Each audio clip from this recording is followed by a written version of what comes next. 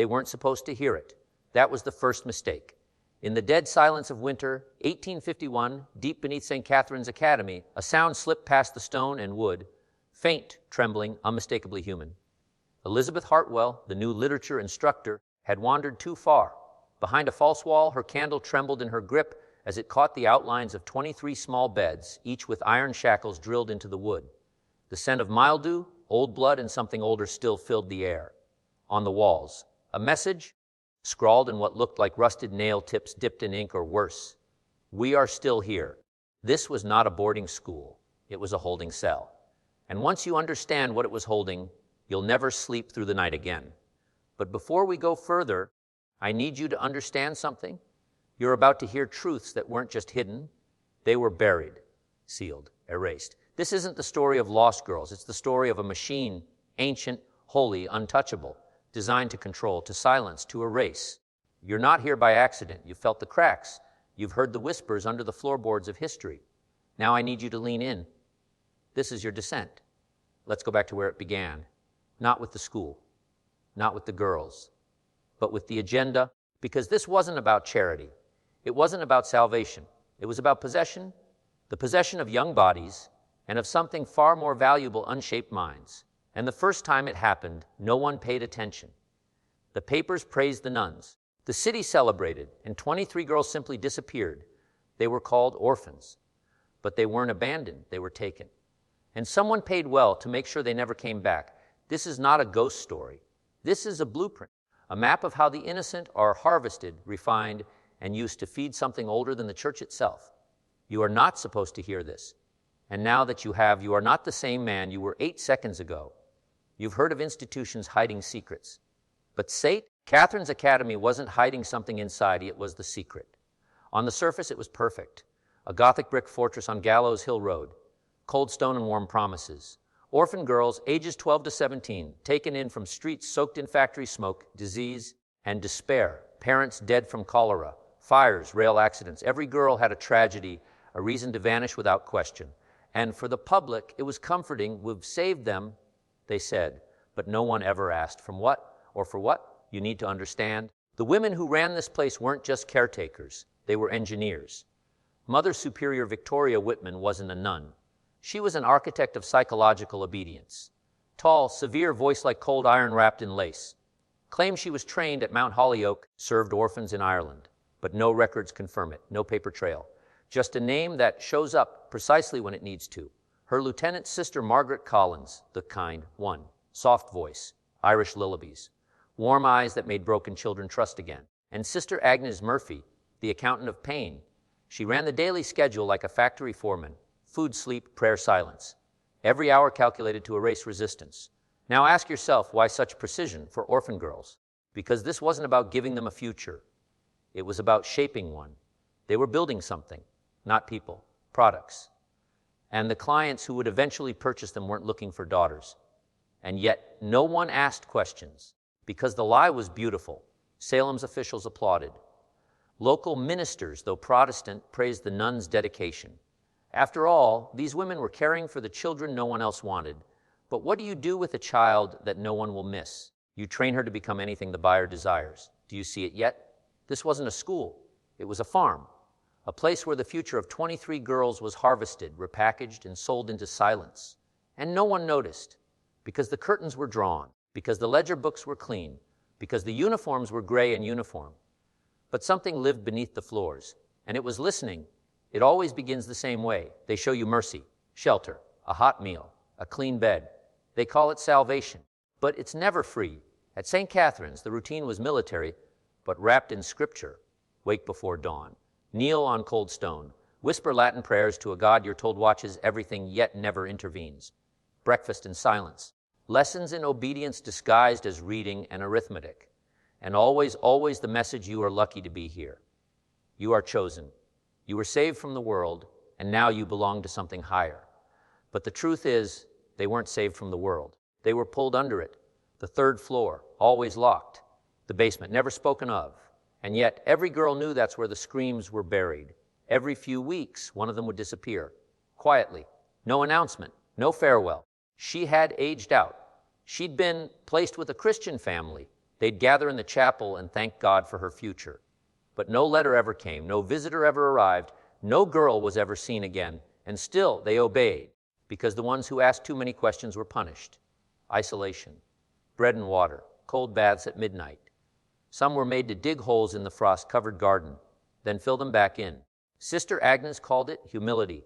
But what kind of humility tastes like dirt and blood? One girl, Catherine Murphy, once whispered a story to her roommate after lights out. She said she'd seen something in the basement. Not the workshop the sisters claimed it was, something else. A circle of chairs, mirrors, red chalk symbols drawn on the stone. She said the floor was warm, even in January. That girl vanished the next morning. Her bed made, her name removed from the roll call, her clothes burned in the boiler room. They taught the girls to say grace before every meal. But what they never told them was who the meal was for. The truth. The sisters weren't raising girls for families. They were preparing offerings, each perfectly obedient, each emotionally severed, each reshaped until no identity remained except the one given to them. This wasn't discipline, it was ritual, and ritual always has a purpose. There's a reason the basement was always off limits, and it wasn't because of tools or cleaning supplies or storage. It was because truth has a smell, damp stone, iron rust, a sweetness that doesn't belong underground. Those who came close enough to breathe it in knew. This wasn't a place built by nuns. This was a chamber designed for something older, older than the church, older than the academy, older than even the land it was built on. Before it was St. Catherine's, this mansion belonged to the Darnell family. Merchants on paper, occultists in shadow. The original patriarch, Elias Darnell, was excommunicated in 1772 for conducting forbidden rites involving the bodies of indentured girls. The land was said to be cursed, but that didn't stop the academy from taking it. Why? Because they weren't afraid of the darkness. They needed it. You see, beneath the academy, there was a room with no blueprints, circular, 12 feet wide, stone older than the bricks above. At its center, a single iron chair bolted to the ground. A ring of mirrors surrounded it, 7 feet tall, all facing inward. Why mirrors? Because mirrors trap, not just reflections, not just light, but intention, memory, fear. And if the right words are spoken in that room, mirrors don't just reflect, they consume. Now you understand why the girls had to be broken, why obedience was demanded with surgical precision, because the ritual needed purity of submission. Not faith, not love, not innocence, submission. A total erasure of self until only the will of the master remained. The sisters weren't just caregivers, they were gatekeepers. Each had a role in the rites. Agnes, the enforcer, cleansing the body. Margaret, the comforter, softening the mind. And Whitman, the high priestess, speaking the names. What names? No one knows for certain. But once one of the girls, Elizabeth Porter, was found drawing those same symbols in the dust under her bed. When asked where she learned them, she said, "I didn't." She told me, "The lady in the mirror, they punished her, locked her in the boiler room for 3 nights. When they opened the door, she was smiling, but her eyes were gone. No one ran. No one rebelled." Because the academy didn't just train them, it rewrote them. This wasn't just psychological control. It was spiritual weaponry. The official records of St. Catherine's Academy list 23 girls enrolled during the winter of 1849. That's the number engraved in stone outside the chapel.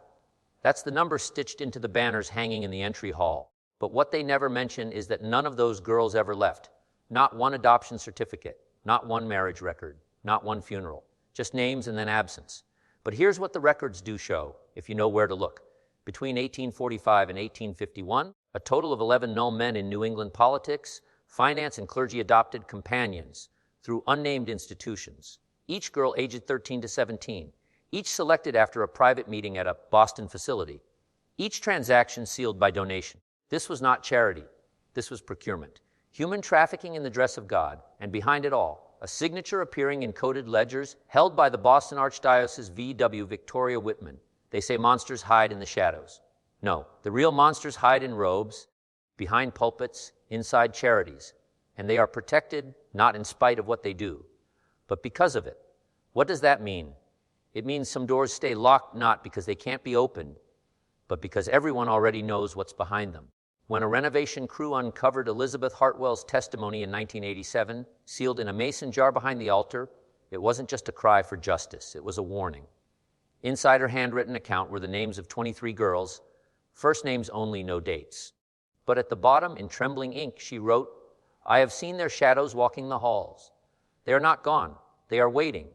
Waiting for what? Perhaps not justice. Perhaps completion.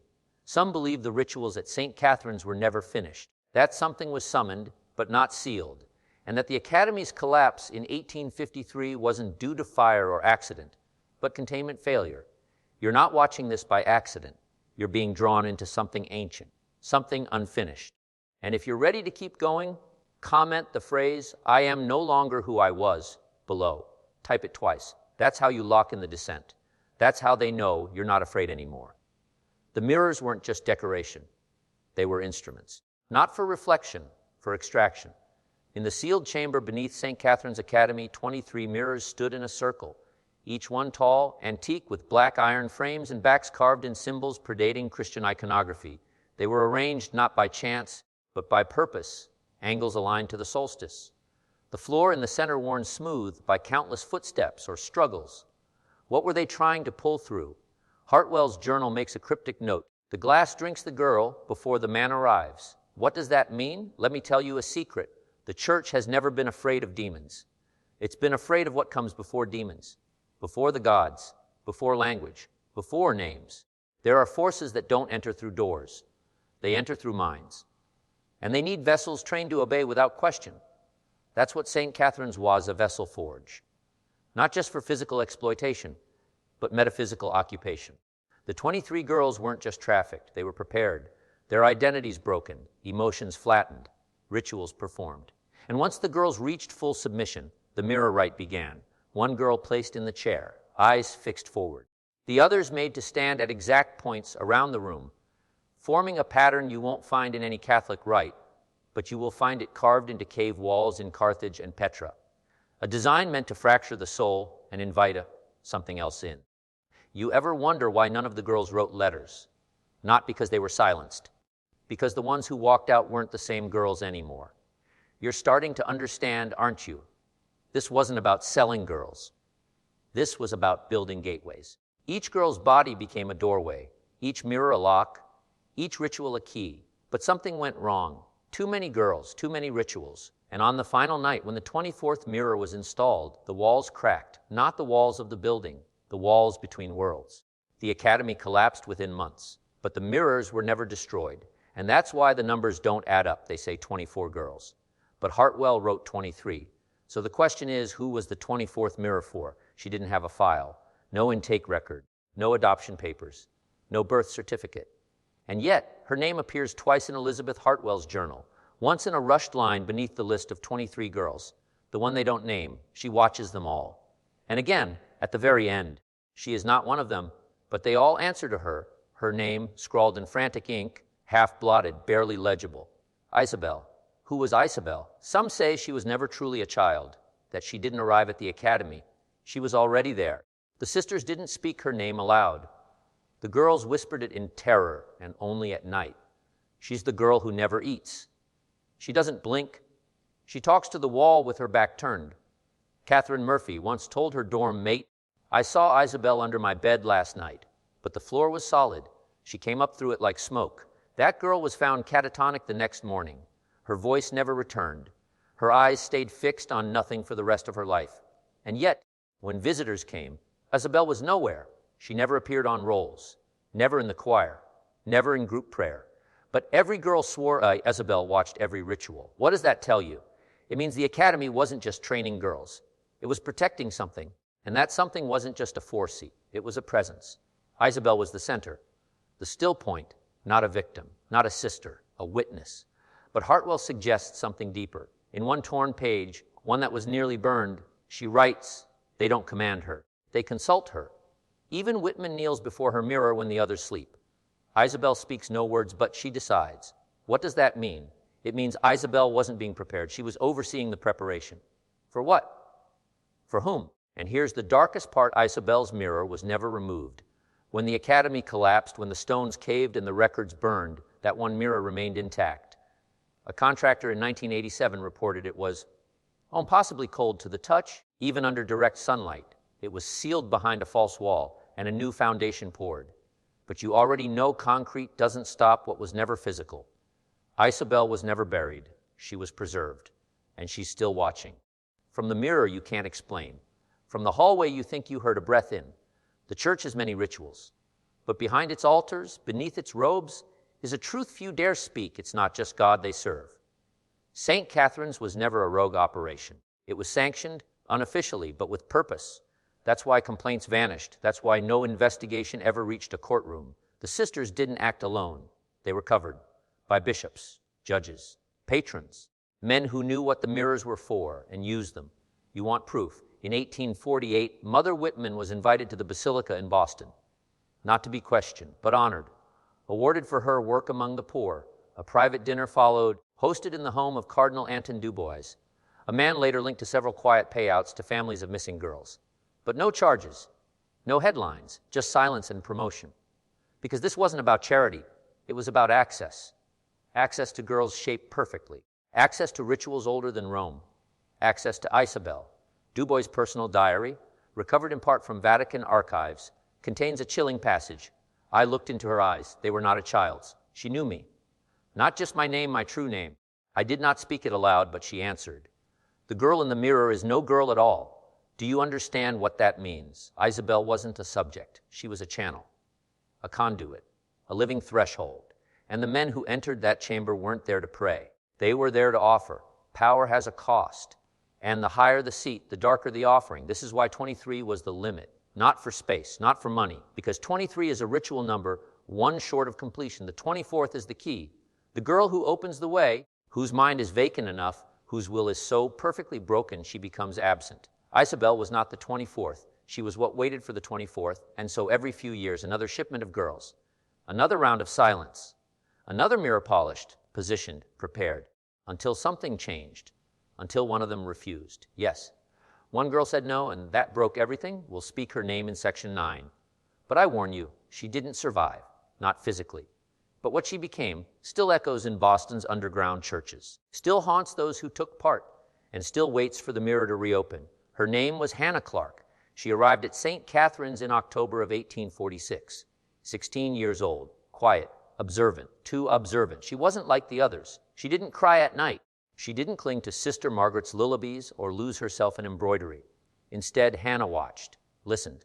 She memorized the sound of keys, the weight of footsteps on each stair. She knew when the doors unlocked before they made a sound. They thought she was broken, but she wasn't. She was waiting. The girls called her strange, said she never blinked long enough, said she spoke to herself in the dormitory mirror. But here's the thing, Hannah never spoke at all, until the day of the selection. That's what they called it behind closed doors, the selection, when 3 girls would be chosen for special placement, not adoption, not family, something else. The last time it happened, Catherine Murphy was selected. She was never seen again. And this time it was Hannah. They led her down the stone stairs, beneath the altar, beneath the false floor, into the mirror room. Sister Agnes stood at the entrance, rosary in hand. Sister Margaret stood by the chalk, and Mother Whitman waited at the chair. This is what they didn't expect as Hannah stepped into the circle. She smiled. Whitman told her to kneel. Hannah didn't move. Instead, she said one sentence, the only thing she would say that day. She speaks to me now, not you. The room froze. Margaret dropped her candle. Agnes took a step back. Then the mirrors began to hum, not shake, not crack, hum, a deep resonant vibration like bones grinding in sleep. The iron chair began to bleed rust from its bolts. The air turned thick, not with heat, but with presence. And Isabel appeared, but not in the mirror, behind them, standing just outside the chalk, smiling, silent, watching Hannah. Mother Whitman reached for her Bible. It ignited. No flame, just black smoke, and then nothing. The girls upstairs screamed. Doors slammed shut on their own. The oil lamps burst. And from the cellar, one long sound rose, like the inhalation of something ancient finally waking up. When they opened the doors hours later, Hannah was gone. So was Isabel. But carved into the stone floor, in blood-black script, were 3 words, now we begin. The academy closed 6 months later. But the mirrors, still sealed behind fresh drywall in the new housing complex on Gallows Hill Road, Unit 4B, they tell you evil wears horns, that it slithers, bites, destroys. But real evil, it builds foundations, writes bylaws, wears clean collars and signs donation checks. It renovates the very building it once used to feed itself. In 1992, A construction company called Galder & Sons was contracted to develop low-income housing on Gallows Hill Road. They bulldozed the old chapel, tore out the bones of St. Catherine's Academy, poured fresh concrete over the basement, but not before 3 workers filed injuries, each claiming vertigo, nausea, and voices inside the rebar. Of course, no press, no report, just settlements and silence. But one man, Joel Niven, kept digging. A low-level electrician. He wasn't supposed to keep copies of the original basement blueprints. He did. And on the 6th day of the job, he went below, after hours. What he found, a circular foundation, reinforced steel caging that shouldn't have been there, and something else behind the lowest retaining wall, a mirror, 7 feet tall, bolted to the concrete, facing inward. He touched it. It hummed. Not electrically, not like a wire. It hummed like breath. Joel walked off the site 2 days later. Never came back. His wife said he wouldn't sleep near a mirror. By 1994, he was missing. Now here's where it gets colder. Unit 4B, the apartment built directly above that mirror, was never successfully rented. Every tenant gone within months. Some complained of sleepwalking. Others said they heard laughter behind the walls. 2 reported seeing a little girl standing at the foot of their bed, pale, unmoving, watching. In 2001, the landlord sealed the room. But tenants say that at exactly 3 to 11 a.m., the hallway light outside 4B flickers 3 times and then clicks off like it's waiting. Understand something, St. Catherine's wasn't destroyed. It was transformed, made modern, made invisible. Because that's the final stage of control, not fear, not obedience, but forgetting. They built over the blood, painted over the screams, put drywall over the gate. But they didn't remove it because they couldn't. The academy was never a school. It was a keyhole. And somewhere, maybe in Boston, maybe in your city, someone is building the next door. Survivors aren't always the lucky ones. Sometimes they're just the ones who couldn't forget. In 2003, a 71-year-old woman named Eleanor Voss was admitted to St. Jude's Psychiatric Hospital in Dorchester. She was found wandering Tremont Street barefoot, whispering a nursery rhyme no one could identify. She had no ID, no recent records. But when they took her fingerprints, a match, a missing girl, reported lost in 1947. She claimed to have lived at the academy, but insisted it had no nuns, just mirrors that whispered. Doctors wrote it off as dementia. But here's where it turns. One orderly, a woman named Maria Finch, took a personal interest in Eleanor. She'd heard stories, local legends of St. Catherine's. So she asked Eleanor a question no one had dared. Do you remember Isabel? Eleanor froze, then smiled. She never left, she said. She's still watching from the cold glass. Maria pressed further. And that night, Eleanor told her everything. How the girls were bathed in oil. How they were told to whisper their own names backward while holding a candle. How the room would go silent and then colder before the glass rippled. But most terrifying of all, Eleanor said she remembered the day Hannah Clark disappeared. She said the ground opened, that Isabel stepped forward, and that when she touched Hannah's forehead, every mirror cracked except one. They called her the offering. But she wasn't given. She volunteered. You understand what that means. Hannah didn't die. She became something. The church called it a rupture. The city called it a fire. But Eleanor called it what it really was, an inversion, a soul turning inside out. Before she died, Eleanor handed Maria a torn page, brown with age, handwritten in red ink, a ritual, a way to seal the mirror, or open it wider. But the final line was smudged, as if someone had tried to erase it with water. And beneath the smear, barely visible, were the words, "One must speak her name and mean it." They locked Eleanor's file, declared her delusional, buried her in an unmarked grave. But Maria kept the page, and years later she mailed it anonymously to a podcast host covering lost institutions. That host vanished in 2018. His last episode, the 23 orphan girls who never left St. Catherine's. The Vatican has a room that doesn't appear on any blueprint. No windows, no doors, no lights. They call it the Subbibliotheca Umbra, the Shadow Archive. Only 3 keys exist, and only one man has ever walked out of that room weeping. His name was Father Anselm Ducret, a Jesuit scholar specializing in suppressed heretical rites. He was sent into the Shadow Archive in 1996, tasked with compiling a report on pre-Christian mirror rituals. What he found broke him. Within those sealed walls were scrolls older than Latin, one written in an extinct dialect of Punic spoke of mirrored wombs, portals created using adolescent vessels trained in silence, obedience, and pain. Another text, carved into slate with a bone stylus, described the 23-fold binding ritual. It listed 22 girls, and one marked only with the sigil of the void, a circle within a circle, the symbol of Isabel. But the most damning record, a bound manuscript labeled simply SC, page after page of hand-translated accounts from American clergy.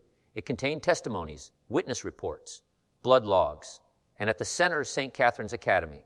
The Vatican had known, not only known, funded, funneled grants through proxy charities, sent visiting theologians to observe, not to stop it, to study. You want to know why? Because beneath all the holy doctrine, the church fears one thing above all: uncontrolled gateways. And St. Catherine's had opened one. But it didn't close. Ducret's private report, leaked by a dying archivist in 2004, included this warning: the girl named Isabel is not a demon, not an angel, not a possession. She is a frequency. When girls are trained to silence and given mirrors, she enters. Not as a visitor, but as an echo waiting to return. And here's what will keep you awake tonight. There are 22 known institutions worldwide that used the same blueprint, same architecture, same rituals. St. Catherine's was just the first. One still operates under a new name in Pennsylvania. Another, a girls' boarding school in rural France. One more is now a tech wellness retreat just outside of Boulder, Colorado. They don't call them orphanages anymore. They call them centers of feminine spiritual realignment. But the mirrors are still there, and she's still waiting. Numbers lie, but symbols remember. 23, you've heard it before. In conspiracies, in cults, in coded warnings scrawled across bathroom stalls and subway tunnels. But in the world behind the veil, where silence has weight and mirrors aren't passive, 23 isn't a number. It's a threshold, one less than completion, one heartbeat before birth, one girl short of a sacrifice. And in the mirror cults that trace their roots back to St. Catherine's, 23 is the operational number, the capacity of each circle, the limit of containment. Because the 24th, that's not a girl, that's the opening. In 2016, a private retreat called Arcana Vale opened just west of the Flatirons. Marketed as a female sovereignty enclave, it catered to wealthy families seeking reclamation of feminine lineage through ancestral reflection. The public-facing website was filled with crystals, healing tones, breathwork therapy. But the building plans were eerily familiar: Gothic symmetry, triple dormitories, a central sanctum with no listed windows, no cameras, no access for staff. And guess how many residents were allowed per seasonal intake? 23. Exactly. Always. No exceptions. Former staff leaked internal memos, never picked up by mainstream press. They mentioned something chilling: the morning silence protocol. Girls were instructed to wake at 3:11 a.m., sit cross-legged in front of polished obsidian plates, and stare into their own eyes until they heard a knock from behind the glass. One girl, age 15, reportedly broke the mirror with her forehead, screaming not in pain, but in relief. "She's inside now," she said. "I don't have to be anymore." That girl was removed from the program. No follow-up. Her name was Leela Prescott. And if that surname feels familiar, it should. Leela is a direct descendant of Emma Prescott, the same woman who discovered the truth about St. Catherine's over a century ago. That's the trap. These rituals don't just replicate, they echo. They find bloodlines, trauma, patterns. They return, not just to girls, but to families who remember just enough to be vulnerable. Arcana Vale still operates. Now with an NDA clause so tight, even parents don't get full transcripts of their daughter's progress. Just one sentence mailed monthly: "Your daughter is progressing toward stillness." The same phrase used at St. Catherine's before a girl was moved to the mirror room. Her name is Ava Liz, born in Philadelphia, taken to Arcana Vale in 2021 at the age of 14. Her parents thought they were saving her. After a suicide attempt and months of silence, they believed the retreat would restore the light. But Arcana doesn't deal in light. It shapes shadows, carves them. Ava returned home 8 months later. Different. She no longer spoke, not from fear, but from completion. Doctors called it selective mutism. Her father called it peace. But her older brother, the only one who looked into her drawings, called it a warning. Because Ava draws mirrors, dozens of them, lined in black candles, surrounded by girls with eyes drawn as hollow ovals. No pupils, no lids, just endless white, like staring into something that stares back harder. Every sketch she makes includes one specific image in the corner: a narrow staircase leading down. And always, at the bottom, a girl in gray, no face, hands at her side, with one phrase written beside her in Ava's perfect block letters: "I stood in the 24th place." Understand what that means. Ava didn't just witness the ritual. She became the limit. She replaced the offering. But she survived. which breaks every known rule of the 23-fold binding. There was never supposed to be a survivor in the 24th slot, only a vessel. So why was Ava allowed to leave? What was different this time? Her brother, Micah, believes he knows. He found one of her early drawings, tucked behind her desk. It's the only one she tried to burn. Charred at the corners, it shows a mirror, but cracked. Not broken, fractured. And behind it, not Isabel, something else. A figure drawn not as a girl, but as a man, wearing a clerical collar, with two faces. One was smiling, the other, a skull. Micah asked her who it was. She took a crayon, wrote a single word, Ashworth. Yes, Detective Inspector William Ashworth, the man who exposed St. Catherine's in 1847. But he died in 1852, didn't he? William Ashworth was buried twice, once in 1852 and again in 1879. The first time, official, Boston Herald obituary, police honors, closed casket. The death certificate read, sepsis following injury, but the injury, never described. The second time, unmarked grave, midnight reburial by candlelight, witnessed only by two men in long black coats and a woman holding a lantern that wouldn't cast a shadow. The document sealed. The location forgotten, at least until last year. In 2024, a historian named Dr. Benjamin Kearns was researching colonial cemeteries in Massachusetts when he uncovered a set of maintenance logs from the now demolished Elliott Hill Sanitarium. One log, dated 1879, listed a special body transfer under the initials WA Destination Vault 23. That number again. Dr. Kearns located the original site of Vault 23 beneath what is now a private Jesuit retreat center in Danvers. He bribed a custodian, got access. And in the cold, brick-lined chamber beneath the retreat, he found a second coffin. It was sealed in chains. Inside Ashworth, perfectly preserved, his body had not decomposed. His skin was cold but unbroken, his face peaceful, his eyes open. Kearns took only one photo. Before the candlelight in the chamber was snuffed by a sudden gust, despite there being no airflow. That photo was sent anonymously to 3 researchers. 2 have vanished. The third went blind. But here's what the image revealed. Ashworth's body bore a brand on the chest, not a wound. A deliberate mark burned through the skin and into the bone. A circle inside a circle, the sigil of Isabel, and around it, written in Latin, a phrase older than the church, per speculum, in tenebris, through the mirror, in darkness. You still think this is just a ghost story. Ashworth didn't die, not fully. He was offered, not to the mirrors, but through them. And what came back is no longer bound by flesh.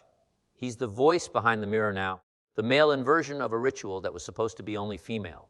The protector, the hunter, the corrective, the one they whisper to when the offering fails. He's the counterweight to Isabel. But here's the fracture. Ava drew both their symbols in the same mirror, which means the old boundary has collapsed. There's no longer a separation between observer and reflection, just one expanding breach. Section 16 is next. We return to the original chalk circle in the basement of St. Catherine's, because it's still intact and one man crossed it in 1997.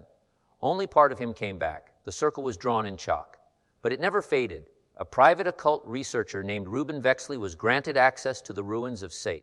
Catherine's Academy during a brief window between demolition permits. He wasn't a historian, not a priest, not even a skeptic. He was something else entirely, a returner, someone who believed that certain locations remember, that if you walked their halls with the right intention, they might open again.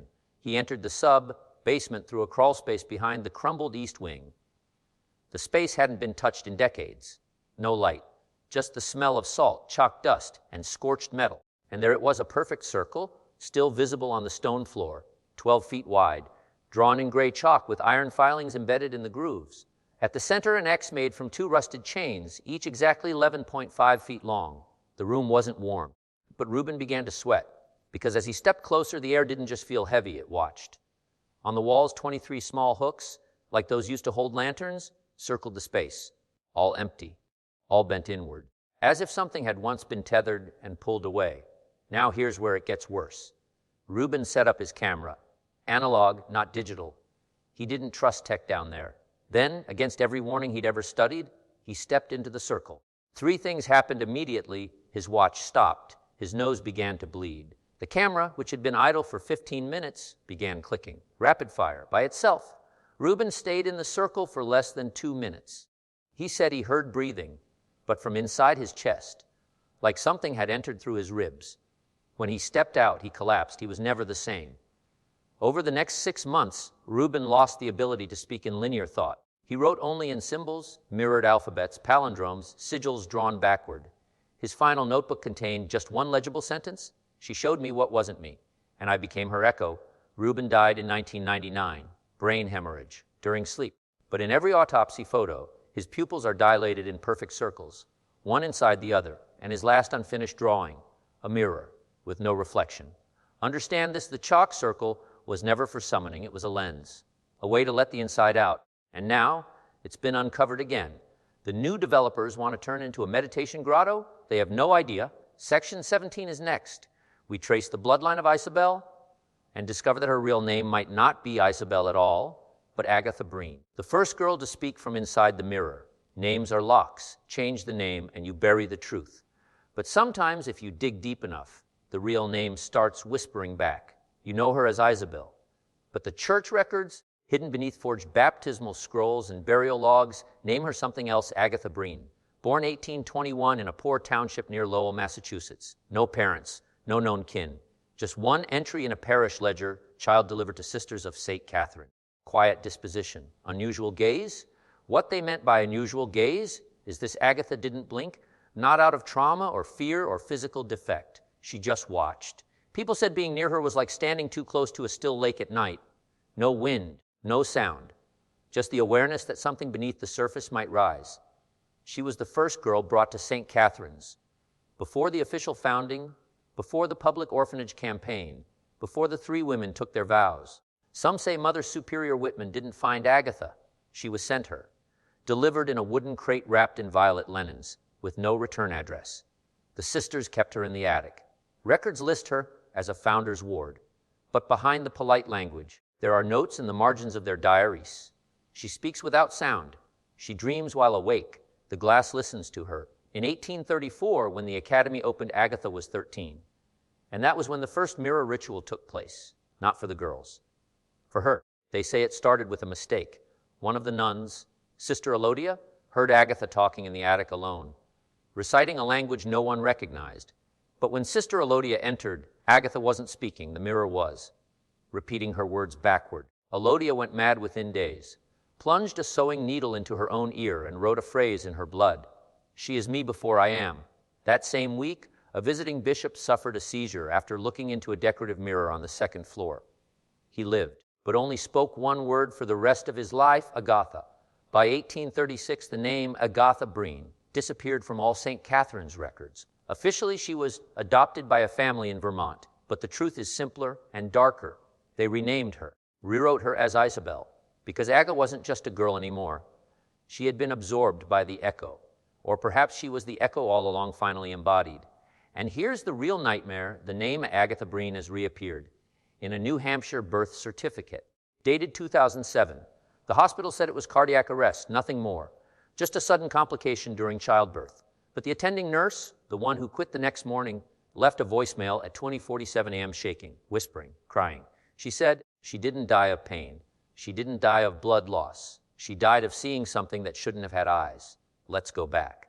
The birth took place in a small town clinic outside Franconia, New Hampshire, in October 2007. The mother was a 19-year-old named Mara Breen.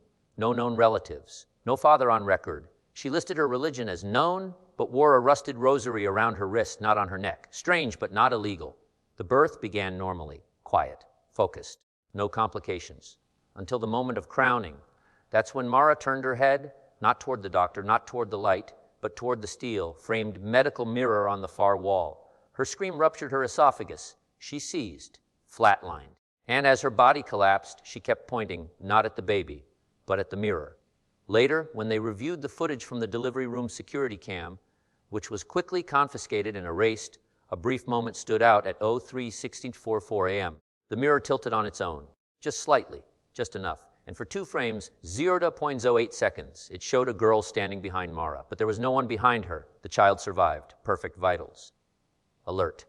But the attending pediatrician noted something unexplainable. The girl never cried, not once. She just stared, eyes wide open, at the mirror. When they asked the nurse what to name the child, she said Mara had already written it down on a note crumpled in her palm. Scrawled in smeared pencil, name her Agatha, Agatha Breen. If you don't, she'll be both of us. She was adopted by a religious private trust 2 weeks later. The documents list the Guardian as the Ordinate of St. Lumen's Watch, a group that doesn't appear in any public registry, tax record, or religious database. But we found them. They operate out of an abandoned rectory in upstate New York. No signage, no contact number, but one symbol carved into the stone gate, a circle. Within a circle, she's 17 now, and according to one leaked report, she hasn't spoken once. But every mirror in her wing is covered because she doesn't need glass to reflect anymore. She can do it through eyes. His name was Eli Morse, 12 years old. Lived in rural Vermont, normal childhood, quiet, bookish, obsessed with riddles and architectural blueprints, until the incident at the chapel, May 2019. His class took a field trip to a restored 18th century seminary near Lake Dunmore. Supposed to be educational, a day of learning about early American clergy life, Puritan architecture, and monastic traditions. But no one warned them the seminary had once housed the Brethren of the Lumen's Watch, the same silent order that took custody of Agatha Breen. The chapel had no pews. Just a stone altar, 23 iron sconces, and a cracked wall mirror, too large to be original, too deliberately placed to be decoration. Eli walked past it, looked once, and collapsed, not from a seizure, not from fear. He just went limp, breathing but vacant, like a puppet whose strings had been cut. He woke up 2 hours later in the nurse's office, holding a torn page from his sketchbook, no memory of drawing it. But what he drew was impossible. A map labeled the Hollow Seminary, not just the building they'd toured, something under it, chambers, corridors, 23 rooms, each with a single stone bed, each labeled with a name, except one, room 24, unlabeled, but drawn with double thick lines and a blackened mirror drawn into the center of the floor, not the wall. When Eli's teacher asked what it meant, he said, "That's where they take you when your name doesn't work anymore." Within a week, Eli was different, quiet, but not afraid, just observing and drawing. Pages and pages of the same layout over and over, with increasing detail, including symbols that match sigils found at St. Catherine's Arcana Veil and the Breen baptism record. But the most chilling moment came during a psychiatric evaluation. The therapist asked Eli why he was so fixated on room 24. He smiled, not with joy, with certainty, and said, "That's where the mirror folds in, where the girl stops being a girl and starts being all of us." Later that night, the therapist reported hearing a knock on her bathroom mirror. From the inside, 3 knocks, then silence. She took a leave of absence the next day, never returned to practice. Eli has since gone missing. Vanished from his foster home in January 2022. The only clue left behind, a final drawing, not of the Hollow Seminary, but of you, your face, staring into a mirror. With the words, "The 24th is listening," a section 20 comes next. And it's time to ask you directly, if you've made it this far, comment below with the phrase, "I am the 24th." Write it twice, not just for the algorithm, but to lock in what's happening to you. Because from here on out, you're part of it. The church erased him, burned his writings, excommunicated him without trial. And yet his words still surface in confessions whispered by children, in scratched stone beneath locked cellars, in the mouths of those who've seen their reflection shift. His name was Father Lucien d'Arcy, born 1766, died, allegedly, in 1811. But the more you study the secret history of spiritual manipulation, mirror rituals, and the Breen lineage, the more one thing becomes clear: Lucien never died. He was distributed. Let me explain. Lucien was a Jesuit scholar sent to France during the Revolution. But while others documented political chaos, Lucien hunted forbidden relics, objects that predated Christianity, items used in pre-Roman rites of reflection. There in the catacombs beneath Montségur, he discovered the earliest known black glass icon. A mirror, yes, but not for viewing oneself, for splitting. The Templars called it the Miroir de l'Esprit, mirror of the spirit. But Lucien renamed it something colder, the divide. He believed the soul was not whole, that a person's true power came from separating themselves from themselves. He claimed the left side of the face held the original self, while the right side, the part you see first in most mirrors, was the echo, the compliant version shaped by social order and institutional control. Lucien began preaching that to become fully awake, one must speak to their own echo, submit to it, and then consume it. In 1803, he founded a secret cell inside the church, the Reflective Communion. Members practice mirror fasting, tongue binding, and unvoiced confessions, rituals designed to fracture identity and invite occupation. They worship not Christ, but the first reflection. Lucien's final sermon, delivered in code, burned into 23 leather-bound volumes, ended with this line: God did not make man in his image. We made the image so it could become our God. In 1811, he was caught, dragged into a crypt beneath Avignon, and dismembered. The church scattered his body across Europe, each limb buried in a separate monastery. The head was never found. But here's the fracture point: each monastery reported mirror disturbances within days of receiving his remains. Shadow reflections, cold breath on glass, voices that knew the monk's private sins. One monk even claimed, "The mirror said my name before I did." Now look deeper: the layout of St. Catherine's Academy, identical to the floor plan of the Avignon crypt, same dimensions, same number of chambers, same circle within a circle etched above the altar. Mother Superior Whitman didn't invent this. She inherited it, carried on by the bloodline of Agatha Breen, but designed by Lucien D'Arcy. And the ecosystem, it's not supernatural, it's spiritual engineering. An institutional structure built to split the self, harvest the echo, and install something else in its place. That's why the 24th is different. She didn't just echo back, she answered. We follow the only known survivor of a full communion ritual, a woman institutionalized for 41 years who never saw her own face again. She was the only one who came back, not whole, not sane, but back. Annabeth Rule. Admitted to Dunwich Asylum for the severely disturbed in 1922, age is 17, found wandering the banks of the Merrimack River barefoot and soaked to the knees, whispering a prayer in a language no one recognized, holding a broken mirror shard in each hand, and smiling as if she'd finally forgotten everything. The local police assumed she was just another orphan run from the mills. But the doctors knew better, because when they tried to photograph her for intake, the camera broke 3 times, not from malfunction, from refusal. Each time the shutter clicked, but the photo developed with no face, not blurred, not overexposed, just blank. She spoke rarely. But when she did, it was always about the altar below the floor, the one with the circle that doesn't sleep. The staff thought it was religious mania until she started drawing floor plans. Again and again, 23 rooms, 1 spiral staircase, and the 24th chamber. But in her version, room 24 wasn't just unlabeled. It was inverted, upside down, inside out, a space that reflected all others, but distorted. When a visiting Jesuit scholar came to study her case in 1944, he noticed something else. Annabeth never blinked. And when placed in front of a mirror, she didn't look at her reflection. She looked past it, as if someone or something was standing just behind the glass. He asked her once, gently, "What did you see in the ritual?" She smiled, not cruelly, almost with pity, and said, "I saw me before I was made. I saw what was waiting to be installed. And then I said yes." She went silent for 6 years after that. The asylum kept her in a padded cell with no reflective surfaces. Even the eyes of the staff were considered dangerous, because more than once a nurse would lock eyes with her and begin muttering phrases in mirror tongue, backward Latin, phrases from Lucien D'Arcy's banned sermons. In 1963, on the night of a full lunar eclipse, Annabeth stood from her cot, walked to the center of her cell, and began drawing on the floor with her fingernail. It took her 6 hours. When the orderlies finally broke down the door, they found the same symbol discovered at St. Catherine's, drawn in blood. And in the center, one phrase written over and over: "The 24th isn't coming. The 24th is already here." Annabeth died that night, massive cerebral bleed. But her eyes dilated, identical, black-ringed, just like Reuben Vexley, just like the others.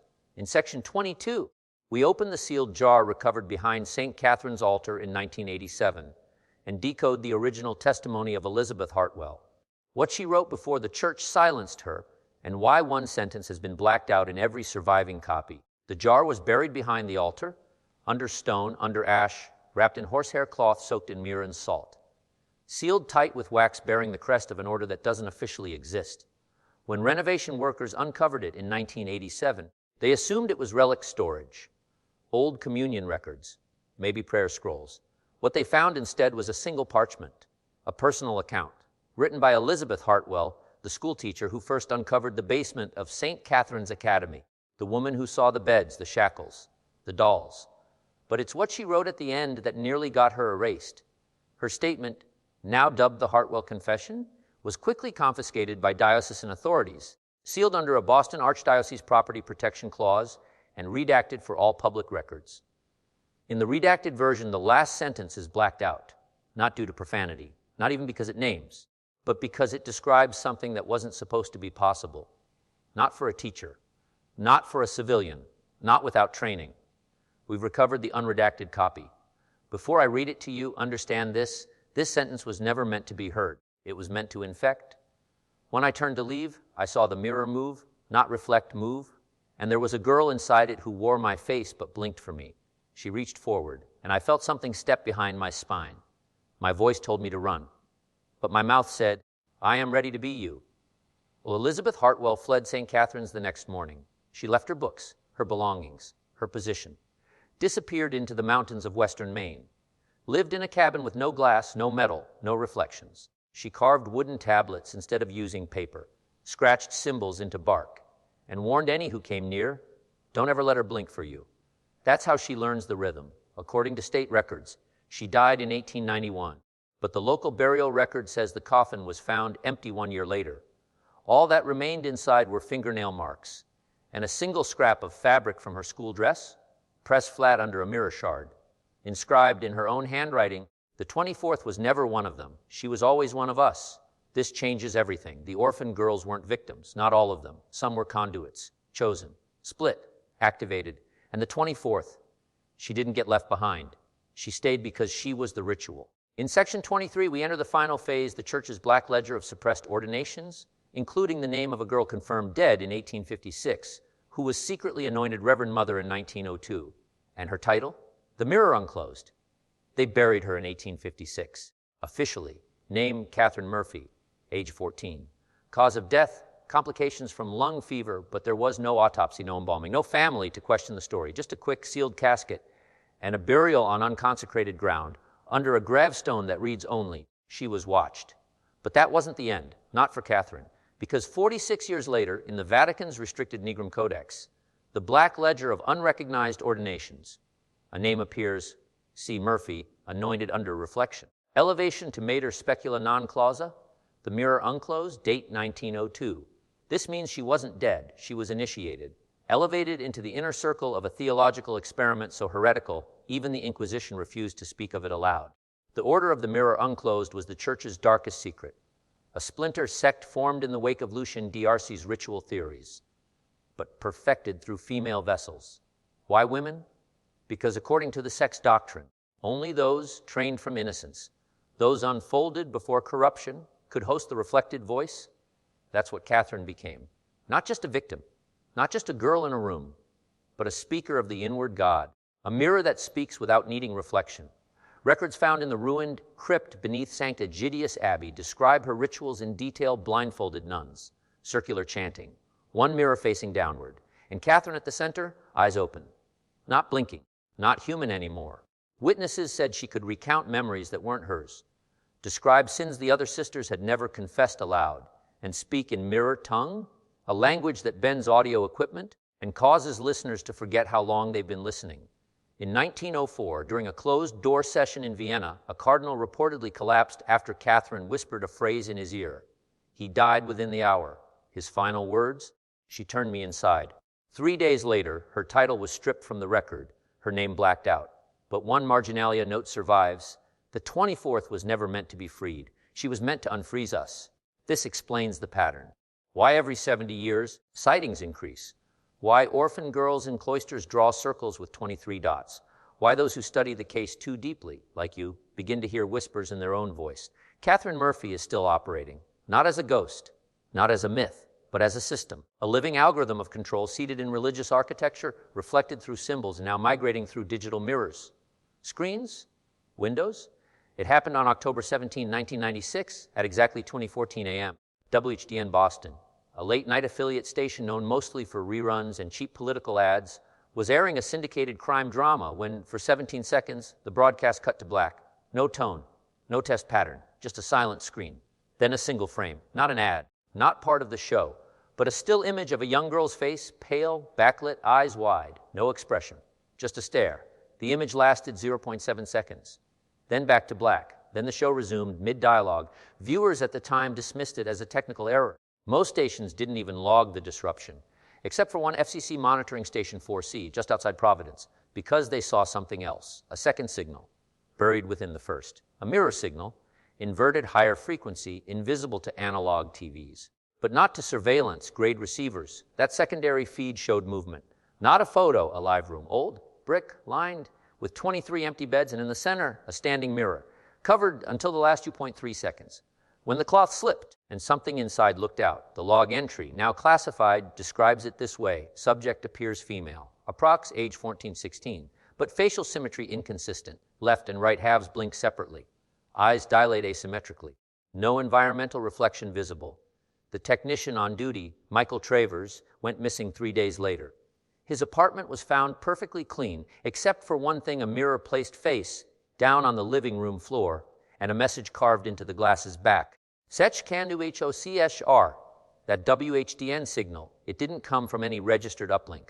The source pinned from 4 separate nodes, one in rural Massachusetts, one in Cologne, Germany, one in Buenos Aires, and one from within the Vatican's archival firewall. This is not superstition. It's a distributed ritual, a coded broadcast designed to activate memory not stored in the brain, but in the mirror self. And this was not the first breach. In 2009, during a streaming glitch on a Catholic school's Zoom feed, a girl with mismatched eyes was seen mouthing backward Latin before the class had even joined. In 2017, a YouTube video titled "How to Make Her Blink" surfaced briefly, 17 seconds long, taken down within hours, but not before 40 users commented the same phrase: "I saw her blink for me." That video was traced to a library terminal in Worcester, where on the wall above the PC hung a replica of the St. Catherine's Academy seal, and the username that posted it, user24 echo returned. Now listen closely. She's not just in the mirrors. She's in the transmissions, in every webcam, live stream, and front-facing lens. She doesn't haunt. She updates. And if you've watched this far, you're no longer just watching. You're being witnessed, which means something has already begun shifting inside you. Not fear, not belief. Something older. Recognition.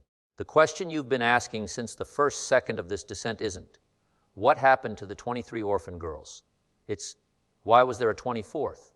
And the answer is this: the 23 girls were not individuals.